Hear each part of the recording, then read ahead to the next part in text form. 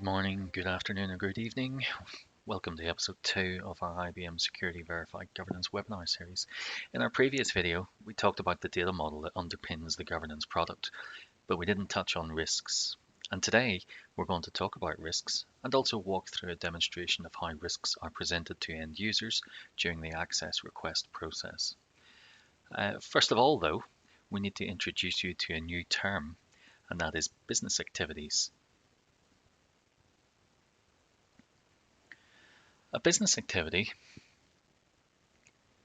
is defined as a function that an end user can perform as a result of being assigned one or more entitlements. Examples of business activities could be as simple as the ability to open a bank account, or the ability to post on Twitter, or the ability to close the general ledger. What are business activities? How do they map to our permissions? Well, let's say someone has the SOCMed-user AD group membership and they have the MKT-influencer AD group membership. That combination might give someone the ability to post on Twitter. And you can see here that the ability to post on Twitter is written in a natural language, whereas those AD groups, well, they might not mean very much to end users, and ultimately it's the combination of those groups that gives someone the ability to be able to post on Twitter.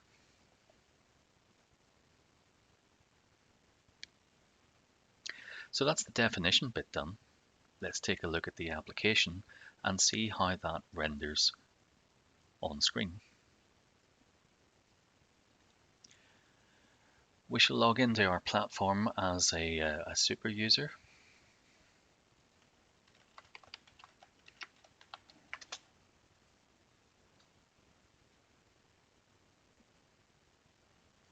And we'll take a look at this section called Access Risk Controls.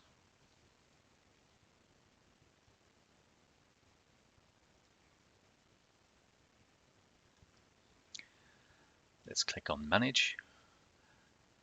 And here we're presented with a list of our business activities. The American Productivity and Quality Center, or APQC if you like your acronyms, has already defined business activity trees for many vertical markets. And rather than having to invent activities, you can merely import predefined lists of activities to meet your needs. And you're looking at a sample of some activities provided by APQC.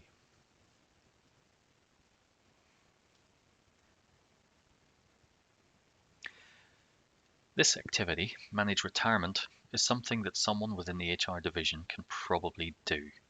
Remember, these activities are merely definitions of a task that can be undertaken, written in a manner that can be understood by everyone. Why don't we add an activity to our tree?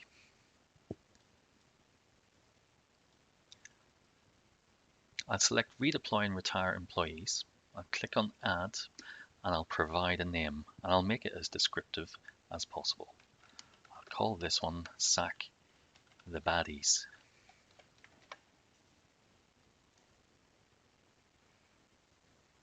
Now remember, all we have done here is create an action that can be performed by someone, but we have not stated what permissions within our provisioning target systems provide this ability, mostly because we maybe don't know. The chances are that the only person who can assign a low-level permission to this activity is the owner of whichever system provides the functionality. For now, we're going to pretend that we are clever enough to know which permission provides this function.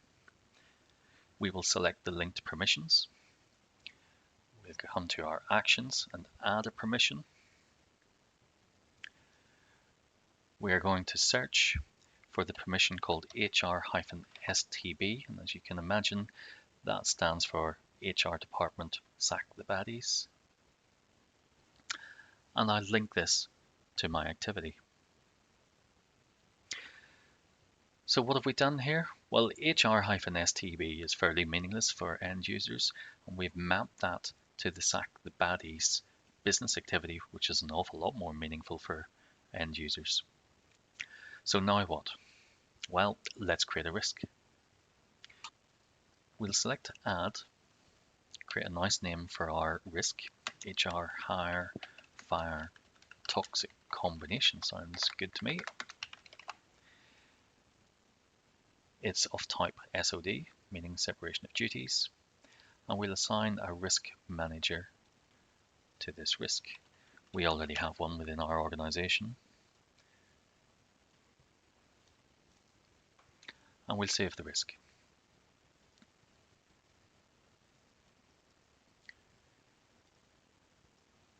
Here's our risk.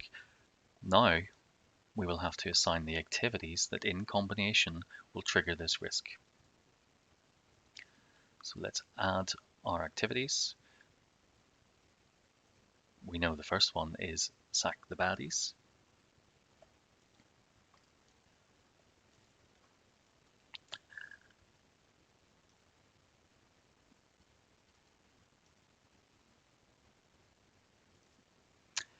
And we're going to add the manage new hire rehire process as well. So what have we done? Well, we've defined a business activity, we've linked it to a permission, we have created a separation of duties risk associated with that activity and the ability to hire candidates. And now, if anyone has that toxic combination of abilities, the system will report on it, or we can automatically trigger a recertification of entitlement assignments. So let's walk through the process of requesting an entitlement that has a risk attached. We're going to log into our platform now as quite a famous person. You may have heard of this person. We're going to log in as Tyrion Lannister.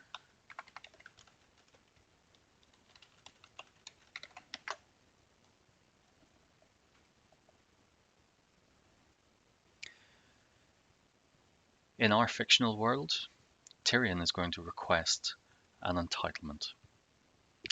Now, Tyrion has delusions of grandeur. So what we're going to do is we're going to request a business rule called Owner of the Iron Throne. Now, if I take a look at this, the entitlement, I can see here that this has already been assigned a business activity. The activity is whoever has this has ultimate power over everyone in Westeros. I'm going to go ahead and request this. And as soon as I do that, you can see at the top right, this risk status is now flashing at me, telling me that there is a risk associated with this. I, of course, am Tyrion Lannister. I don't really care about this risk. I just want to be the owner of the Iron Throne. So I'm going to click on Next. I will put some notes in here. I deserve to sit on the Iron Throne. It's mine.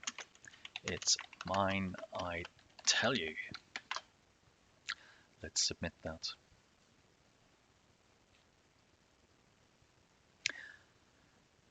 Okay, I've submitted my request. Of course, the request we have just initiated will require some form of approval. In my fictional world, remember we have Mr. Ashley, the risk manager, sitting in the audit and compliance department in the head office. He has been notified via email that someone somewhere in the organization has requested an entitlement which requires his expertise to analyze. You can see Mr. Ashley sitting in his office right now.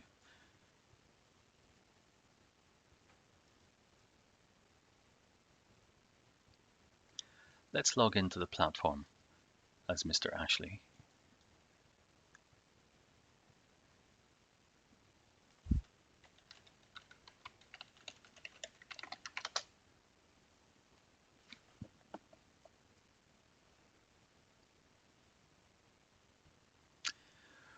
We'll go to our request center. We are managing other people. We're not managing myself here, so I'll come into the manage others where I will see the authorize escalation. And I can see here Tyrion Lannister has made a request. We'll take a look at that. And it says Tyrion Lannister has requested the owner of the Iron Throne, and he has actually added in a note, I deserve to sit in the Iron Throne. It's mine, I tell you. Let's approve the request and let's add our own note. You are my favorite Lannister. I think you deserve this. Approve.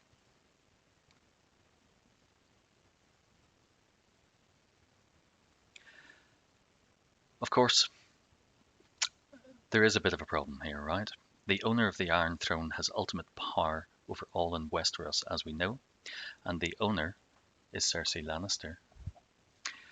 Cersei will now have received a notification stating that one of her loyal subjects has requested an entitlement that requires her approval. So let's log into the system as Cersei and see what she sees.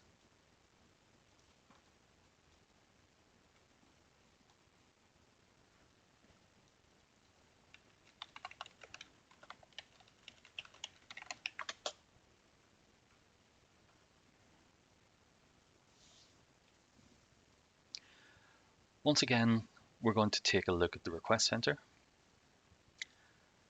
And just like Mr. Ashley, we're going to select the Manage Others link.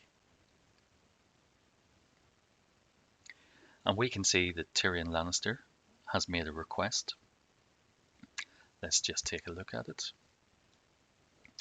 He has requested owner of the Iron Throne, and I can see Tyrion says that he deserves it, and that Mr. Ashley has said that he is his favourite Lannister and deserves this.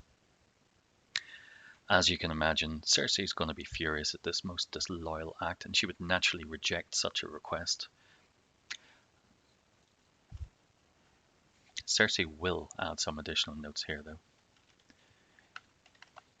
Tyrion, Mr. Ashley, start running now, and don't stop running ever. Let's reject that.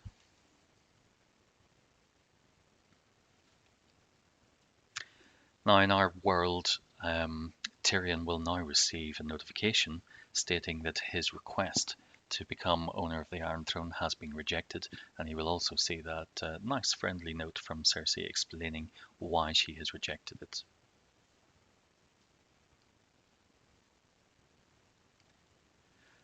So in today's episode, we talked about business activities and risk definitions. We saw how easy it was to define these elements, and we also stepped through the process of demonstrating the end user experience of requesting entitlements that would trigger a risk. To learn more about risks and access requests within Verify Governance, please visit our website at www.madigansolutions.com. Thanks for watching, and be sure to look out for our next episode.